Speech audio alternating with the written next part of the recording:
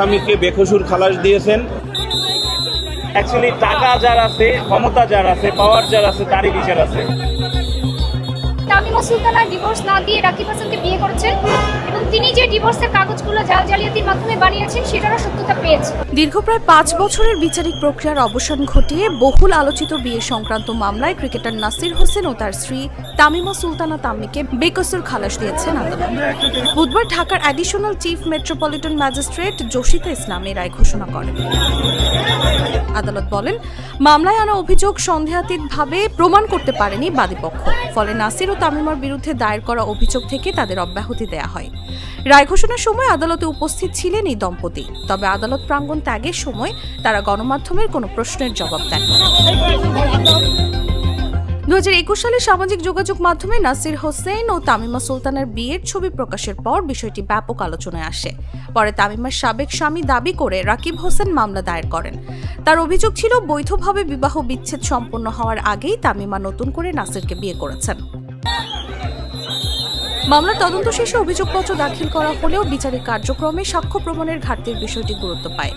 আদালতে উপস্থাপিত নথিপত্র ও সাক্ষ্য বিশ্লেষণ করে বিচারক সিদ্ধান্তে উপনীত হন যে অভিযোগের পক্ষে প্রয়োজনীয় প্রমাণ প্রতিষ্ঠিত হয়নি।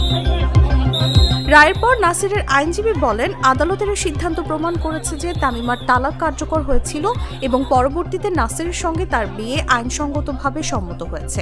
তালাকটা যথাযথভাবে তামিমা সুলতানা তার আগের হাজবেন্ড অর্থাৎ রাকিব হোসেনকে দিয়ে তারপর ক্রিকেটার নাসির হোসেনের সাথে বিবাহ বন্ধনে আবদ্ধ হয়েছেন।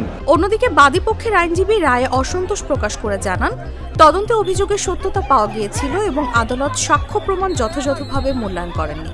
লিখিত রায়ের অনুলিপি হাতে পাওয়ার পর উচ্চ আদালতে আপিল করা হবে বলেও জানান তিনি। আদালত এই সাক্ষ্য প্রমাণগুলোর বিষয়ে কোনো ধরনের পর্যালোচনা না করে, জুডিশিয়াল মাইন্ড অ্যাপ্লাই না করে এরকম একটি রায় দিয়েছেন, যেই রায়ে আমরা সবাই সংক্ষুব্ধ।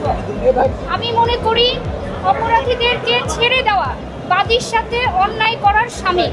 এই জন্য আমরা এই পরিপ্রেক্ষিতে আমরা অপেক্ষা করছি এই মামলার যখনই লিখিত রায় বের হবে তখনই তার বিরুদ্ধে আমরা উচ্চ আদালতে আপিল করব।